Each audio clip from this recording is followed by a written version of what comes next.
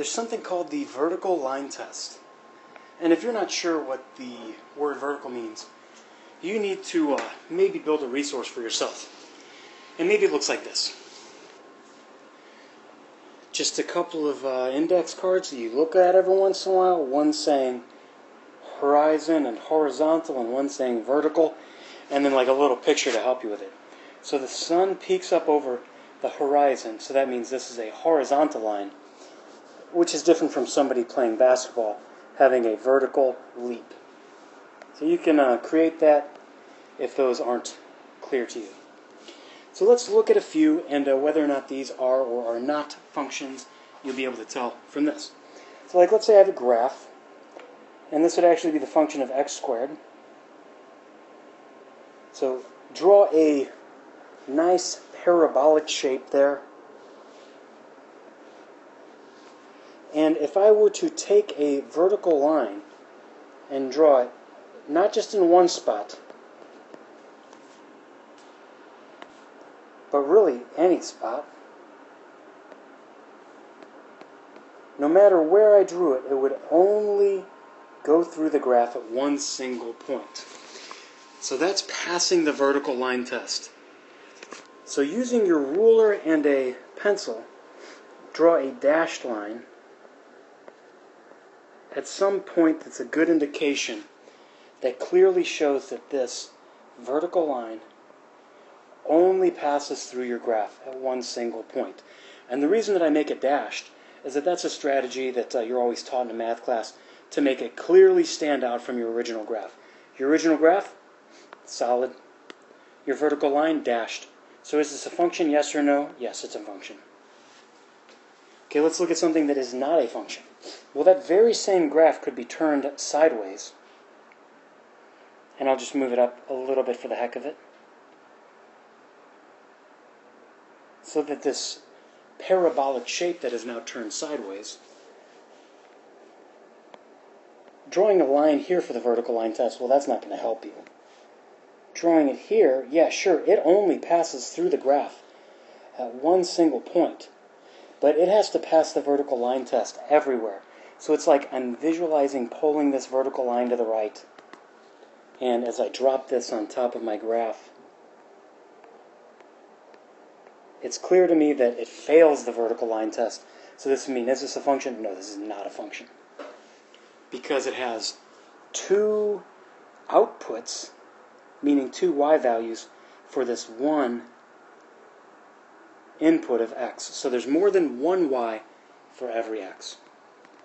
So we've looked at those using ordered pairs and all sorts of other different setups. So now we're looking at this graphically. So here we got a vertical line test where it's failing. Go ahead and maybe make a couple blips there where they'd intersect so it's clear. Now, is this a function, yes or no? Well, we're going to see some strange things. So here's a line and then a closed-in circle. Here is an open circle and then a closed-in circle. Here's an open circle and a closed-in circle. And here's another open circle and then a closed-in circle. Now these are called step functions if you ever see them. And they're step functions because you actually kind of like picture walking up steps. And even though it looks like this might fail the vertical line test, because as I try to draw a line, it looks like it goes through 2 points here, it actually doesn't. And the reason it doesn't is because this open circle means that it is not a value. So the way that you've traced and redrawn what I've shown here, yes, this is a function. Now don't make these changes, but the moment I close in one of these, then I would have two of them, which would change it from being a function to not being a function. I'm going to make that clear. So if I go in and I already had this point here closed in, but then I closed in again, that means that where x is 0, I now have, I was thinking about why that's, where x is 0, I don't have just one, but I have two outputs. That would change it from being a function to not a function. There's almost a limitless set of different types of functions, so you're going to see more than just these 3 that we've dealt with. But the whole deal is they all have to pass the vertical line test. Okay, so determine whether each equation represents a function. So now we're taking an equation, and we're going to see if this equation is a function. Not sure? Build tables and or graphs. Now, as you know, these are usually nice to look at when we have y by itself. And since y is not by itself, let's go ahead and change that. So here's 2x minus y equals 6. And I want to get y all by itself. So to make that happen, I'm going to subtract 2x as an initial step from each side. And it's important that I don't just write y on the left. I also make sure I include negative y. And that's going to be negative 2x plus 6.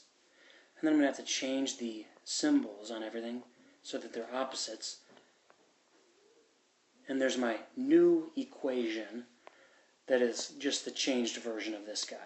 And let me make it clear. What I did was I kind of either divided or multiplied everything by a negative. So by doing that, this became positive, and that became negative. If that's unclear to you, maybe show that as an extra step. So now moving on to the table. Here's x, y. And yeah, I'm choosing to build a table and not build a graph here because I think it's going to be clear enough. Now, normally I'd like to go from negative 2, 1, 0, 1, 2, but I think just dealing with a few points is going to be enough to kind of prove that this is going to work out to where we wouldn't have more than one input. 2 times 0 is 0. Minus 6 is negative 6. So again, I'm just plugging in 0. 2 times 1 is 2. Minus 6 is negative 4. Then I got 2 times 2 is 4. Minus 6 is negative 2. And if I look at this, it seems like there's a pattern. You know, they're just kind of increasing by 2 every time as I've gone up in my x direction. And there's no like squareds or anything weird that would happen to this. So I think this is enough for us to say yes, it's a function.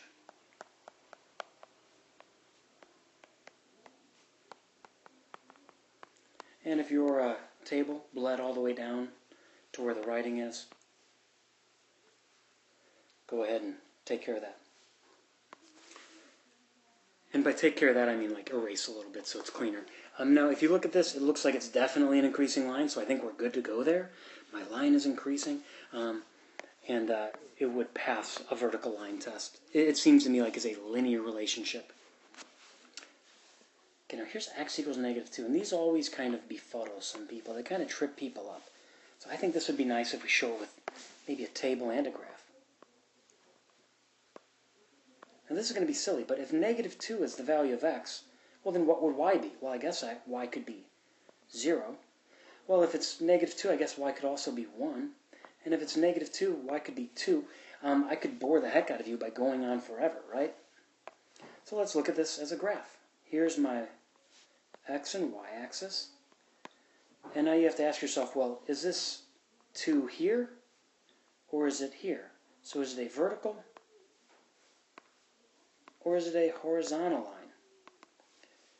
And so, if it says that x is 2, if it says that x is negative 2, that means that I would be back 2 on my graph. And so x would be a vertical line. And since I can slap a vertical line right on top of that, I would say, no, it is not a function. Because when I plug in negative 2 for x, I can get all sorts of y values, so that means there's way more than one output for every input. And the deal is here, look, I've clearly labeled y, and that's necessary, and I've clearly shown my tick marks. Same deal there, also necessary, because when you go in and you draw your graph of x equal 2, it's a good idea to label your line too. You can clearly jump back to this and know what you did on these problems. So yeah, most of this video was about the vertical line test.